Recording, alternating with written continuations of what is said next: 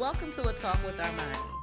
I am your host, Armani Iman. This is the show that takes you behind the scenes and in front of the screen of all different types of productions. Whether it's a feature film, a brand new TV show, or writing a book, I introduce you to those powerhouses that make those productions work. Make sure you stay tuned as I bring to you my first guest. Welcome back to A Talk with Armani. So I have promised to bring you guests from all different types of production, whether it's in front of the screen or behind the scenes or, writing a book or starting a TV show. So you're going to want to make sure you stay tuned for my very first guest, Miss April Parker Jones. And if you need to know exactly who she is, cheat real quick and go Google her and you'll see If Loving You Is Wrong by Tyler Perry come up. I'll be right back. You're watching A Talk with Armani.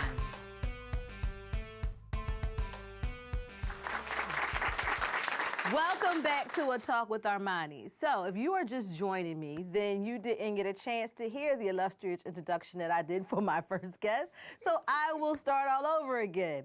If you have watched If Loving You Is Wrong and you have been able to identify with that young lady that works at the restaurant and raises a family and is doing everything, trying to get things together and make her own way, then you know who my next guest is. Please help me welcome Ms. April Parker Jones. Yay! Hi! Peace and blessings. Thank you. Thank you. Peace and blessings. Wakanda forever. Oh, okay. Yes. So, Ms. Jones, If Loving You Is Wrong, wow. I mean, your part in and of itself, the part of Natalie, is a very, very strong part. Yes. Tell me, how do you identify with Natalie personally? Gosh, playing Natalie is not really a stretch at all. Okay. I like to say that I give her the same voice that I use at home with my kids and my husband. And like so many women in my life, I think that's why she's so relatable. It's because she's like somebody you know in your life. She's that woman who in the bunch will keep it real with you. She'll shoot straight from the hip, and she's not afraid to speak her mind. So there's a lot of ways that I identify with Natalie. It's not hard to play. I mean, I'm having a blast, and I just hope that people can continue to identify with her and find her entertaining. She is entertaining. And like you said, she is a real life character. She is. Because if you are a mom, and it doesn't really matter if you're a single mom, it seems that most of the onus goes on the mother in the relationship, regardless if there's a father at home or a significant other at home. Such is life. A lot, yes. Heavy is the head that wears the crown. Yes, it's true. It's true. And it is. Yeah. So, but in playing her, do you feel as though sometimes you bring some of your home into the character, or bring some of the character back home? I think in both ways. I think I do bring some of who I am from home to her, and I think that she brings a lot to who I am as a mom also. I mean, look, she's a very resilient woman, and like you said, we as women sometimes we feel like we have to be the martyr. Right. We've got to wear all the hats, and we've got to take on the bulk of the responsibility. So, and Natalie does that quite a bit. Although she has a partner there, Lucian, played by Charles Malik Whitfield. Right. She's got a partner there, but she still wants to feel like that she's doing everything herself. And I think I have a tendency to do that too. Not because I want the credit, but because I want it done right. So, and sometimes in wanting it done right, you feel like you have to do it all. But as I'm learning to grow and evolve as a person myself, I'm learning that you need other people. You need a team to make the dream work. Okay. And I think Natalie's starting to realize that too, and If Loving You Is Wrong. I think now she's starting to let her guard down a bit and allow Lucian to help her make those decisions and to let him be the man and play his position. But you have to have, first of all, it's trust. Yeah.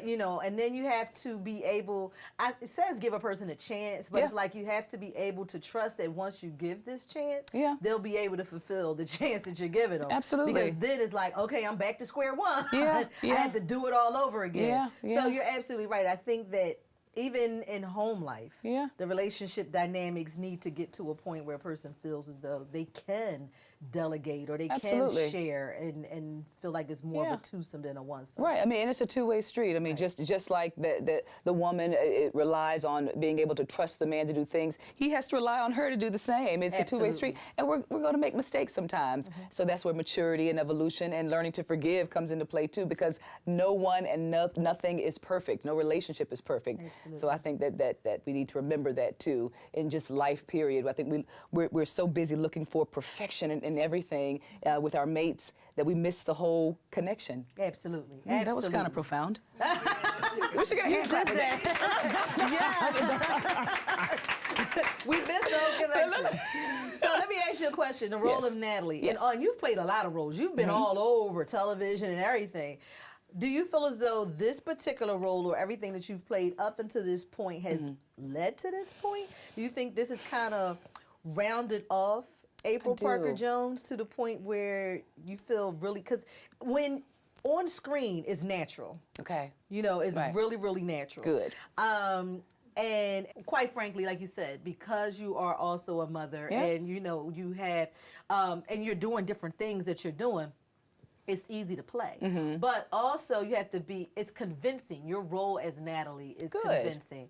And it's like, okay, this is who this person was. It's almost like the role was written for you. So do you feel as though the other, you know, roles that you've played, you know, Lie to Me, and all of those different places that you've been, do you feel as though it's led up to this? No. Have you brought a little bit to it? No, I don't feel like it's led to this. It's so strange because all the other roles that I've had, aside from Natalie on If Loving You Is Wrong, is so completely different from who I am. Okay.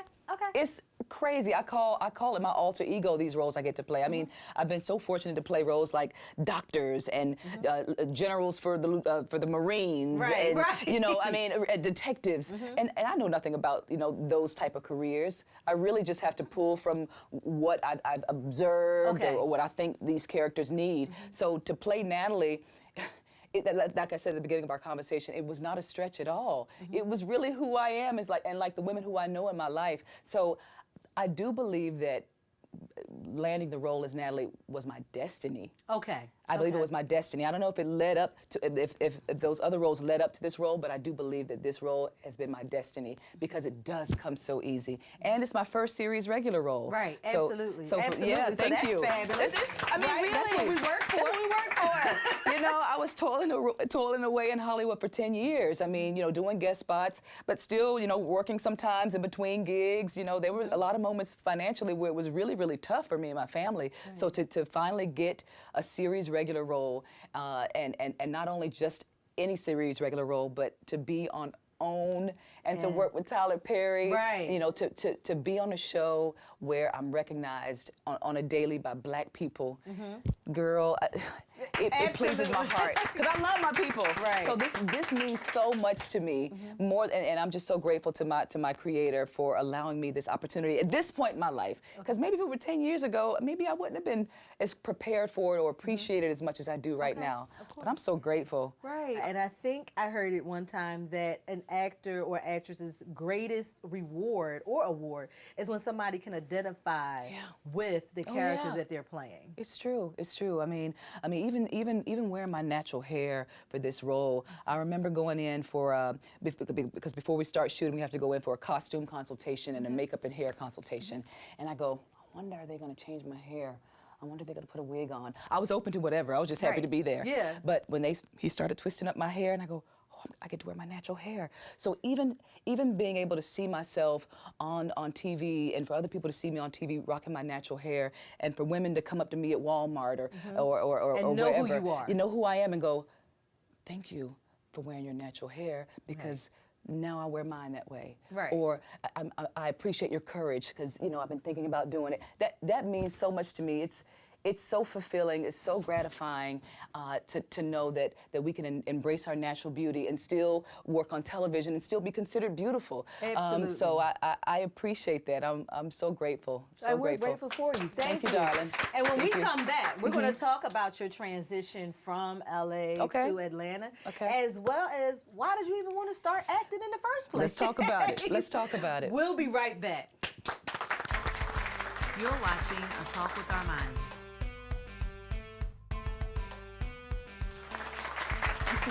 Welcome back to A Talk with Armani. And if you're just joining me, you missed a very, very, very exciting part of the interview. But stay tuned, because right now we have Ms. April Parker Jones here with me, and we're talking about not only her role as Natalie on If Loving You Is Wrong, but all the roads she's traveled to get to that point. Yeah. So you were in LA, and then you transitioned over to Atlanta. Yes. How is that? Well, I have to say I'm a full-grown Georgia peach now. Okay. Yeah. I was a nectarine for a little while. Now I've migrated to this awesome peach, and it's been an awesome transition. Let me just say first of all that I'm from North Carolina, so I'm a Southern girl. Okay. And my husband's from Savannah, Georgia. So we never considered living in Los Angeles our home. Okay. We called it our extended business trip. Okay. So and when the opportunity came to work on this show, the shoots here in Atlanta, we go, it's time. It's time to go back home. Right, now I'm closer to the family. He's closer to his family, and we're around black people who, like I said, they were in Los Angeles, but not like here. Right. Not in concentrated doses like it is here, and it's so awesome. And then just to watch the entertainment industry blossoming the way that it is out here. Oh my gracious! Isn't it crazy? Yes, it's like number 3 behind. So I think it's L.A., New York, and now Atlanta. Absolutely. So to be a part of this burgeoning. And then they said that, and then there's some polls that says that Atlanta is number 1. So oh, it's really? Just, so I believe it. I mean, it just depends on, I guess, which poll. Which poll you looking at? You read. Which poll you looking at? Which newspaper you read? Regardless, it is very competitive. Yeah, it is. It is. And here, I think that the most important thing is that there is a sense of, if you try, you will succeed. I think there's so many people in so many different places that have built-in excuses as to why they haven't done what it is they want to do. They're built in there. If you're certain, because we don't have the resources, or there's not this, or we don't have that, or blah, blah. Here, there is, that excuse is not built in. If you decide that you want to be an actor or an actress or a model or director or producer or whatever, there's so many different ways that you can do it. There is. So I think that when you come here, if you say you came here and you didn't make it, then there must have been something going on with you. Well, you may want to consider another course in life, another journey. Yeah. But yeah, it's great to be here and watching it all unfold. I'm just really glad to be here at this time. Right. LA is still there. When I need to go back there to work, I will. New York is still there. Absolutely. But to be here and be a part of it growing. It's wonderful. It's been a great transition for me and my family. Okay. And the cost of living is way better, by the way. Absolutely. And there's no smog and no wildfires. Oh gosh, all of that, So, but not to take anything away from LA, that experience was amazing, and if I had to do it all over again, I would. Of course. Because it really helped to lay a strong foundation for me as far as being an artist. Okay. So I'm grateful for that journey and that experience. Okay, well, fabulous. Well, why did you want to start acting? Tell me, what got you into doing it? Did you just one day, as a little girl, decide, I want to be an actress? Well, it kind of happened that way. I did my first play at 5 at this recreation center in Durham, North Carolina. It was The Tortoise and the Hare, and and there's not a whole lot I remember about being 5, but I remember doing that play and the applause that I got from the audience, and that feeling of, this just feels right. This feels so good, and I longed for that feeling more and more. And then I began using acting as a form of therapy for myself. Okay. There are a lot of things that I went through as a child and even as a young adult, and acting has been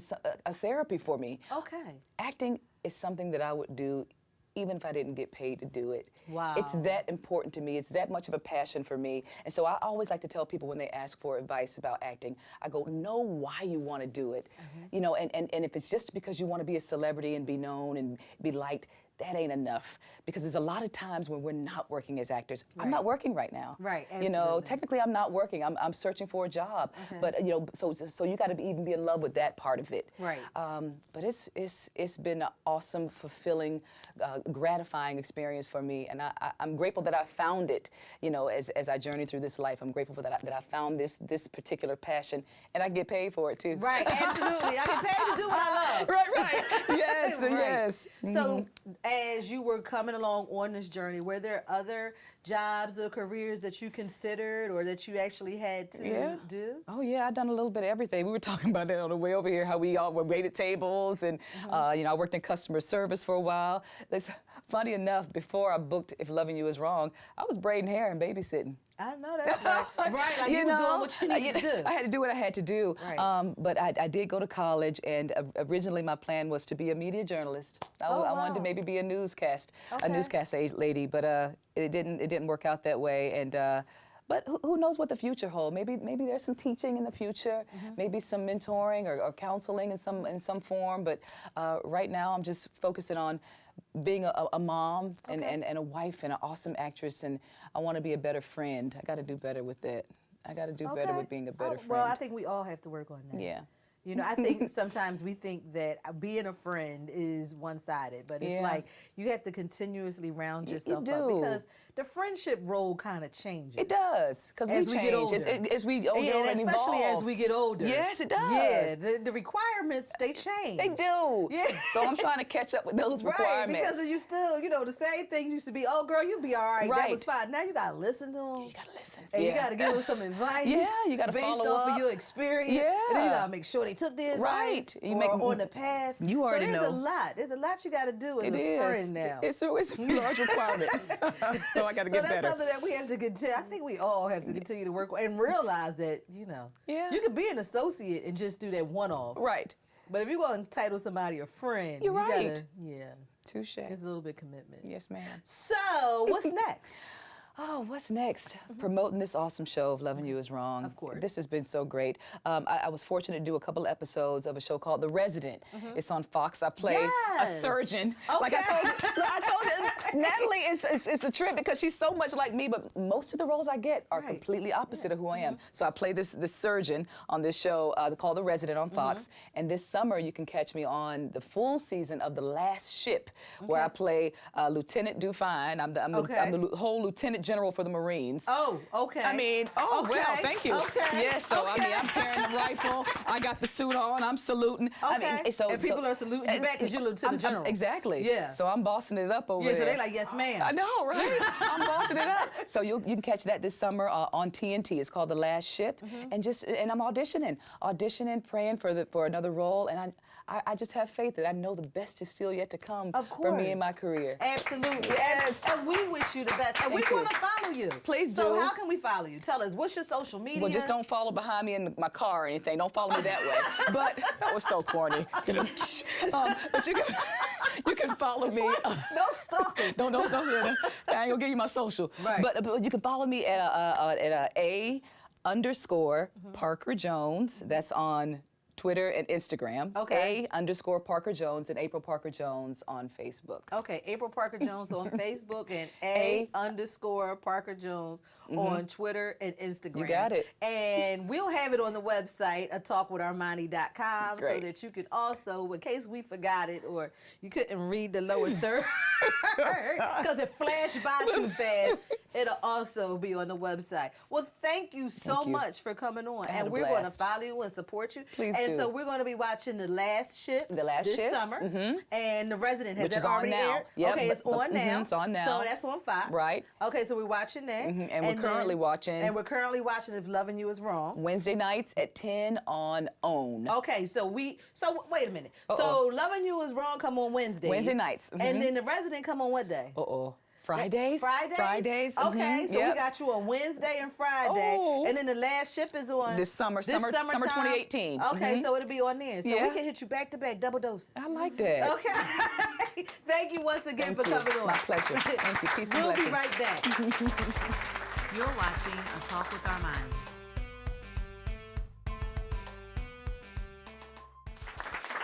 Welcome to A Talk with Armani. So, of course, you know, I am so excited to be here with you and to have you viewing me. And thank you for taking the time out your day to listen to me as I try to bring to you some exciting news, some encouragement, and some events that you might want to partake of. When I come back after my break, I will have my co-host, Dayara, and we're going to try to interest you in some hot topics. We'll be right back. You're watching A Talk with Armani.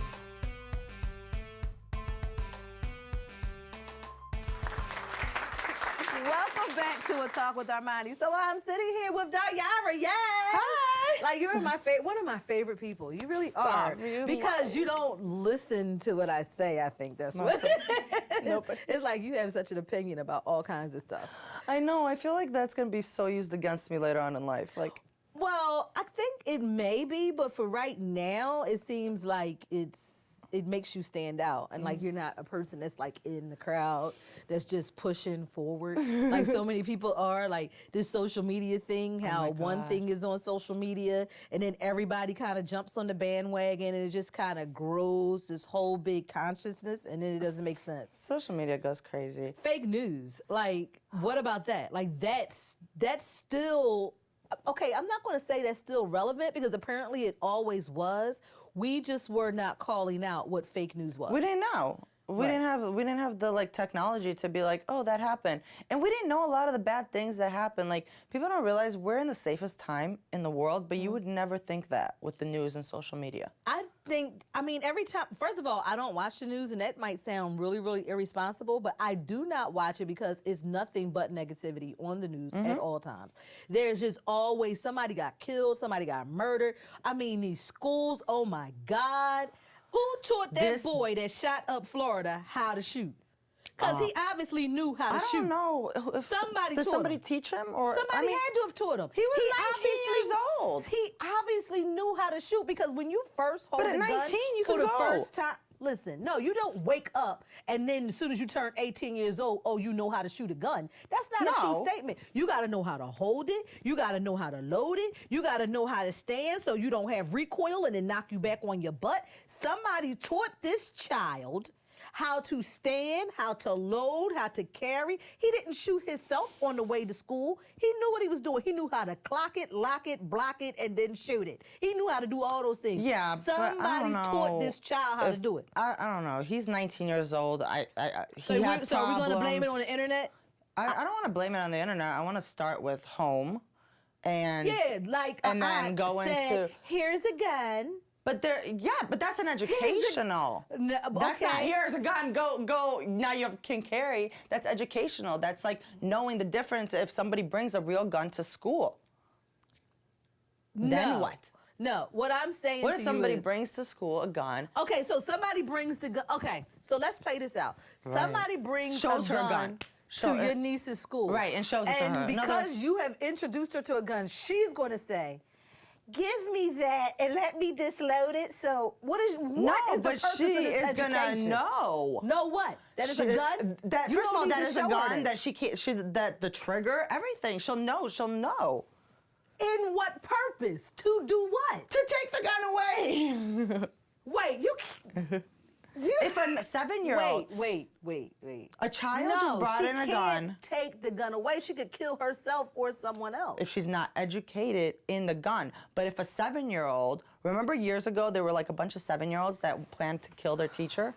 Like they literally had a whole plan. Like they brought weapons, everything. And the only reason they got caught is because one of the kids told their parents.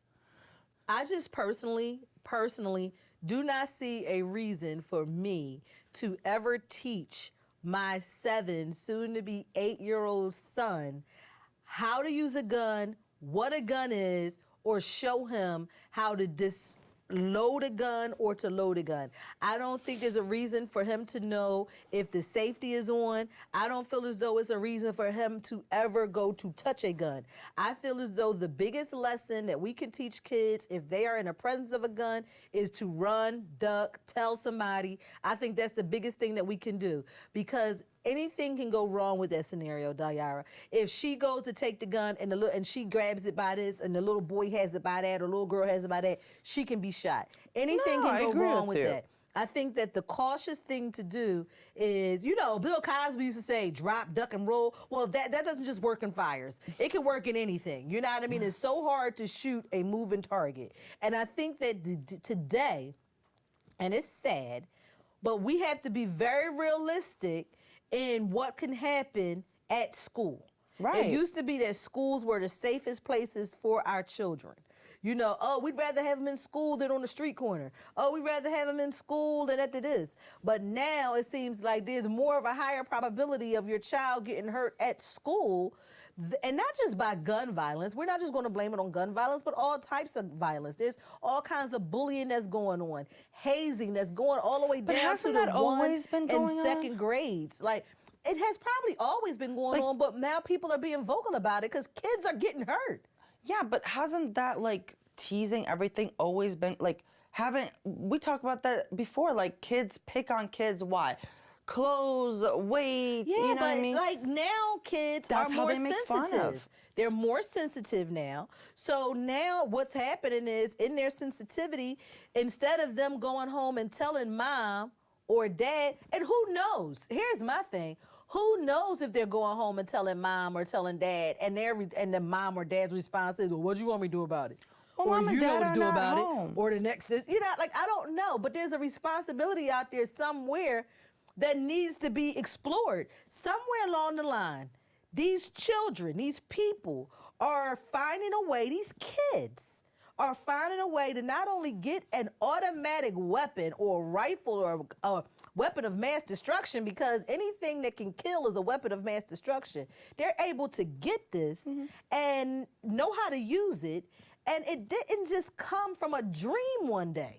No, but there were reports that this kid has been having issues. He's had pictures. You know, we go on our social media and we see people holding up guns, and what are you having that gun for? You're obviously ready to use it. That was all exposed.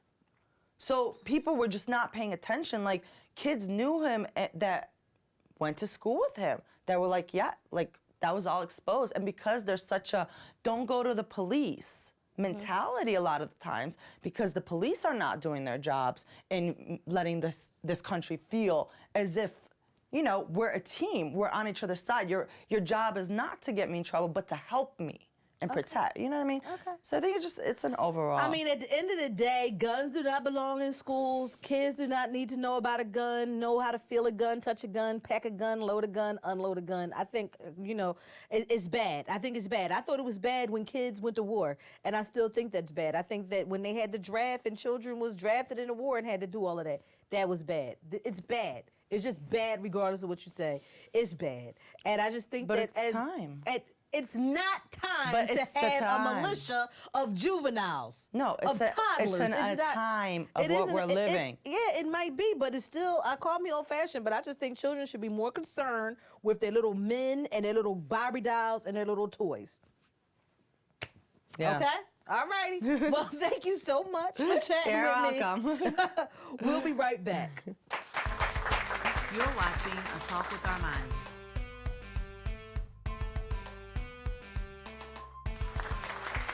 Thank you for being with me today on A Talk with Armani. I had a wonderful show, and I hope you enjoyed yourself. Make sure you go to www.atalkwitharmani.com so that you can revisit this show, as well if you want to send a comment to my co-host Dayara about her views on gun law, or if you want to send a comment to Ms. April Parker Jones about the work that she's doing as Natalie on Loving You Is Wrong, or any other role that she's playing. Until then, stay safe.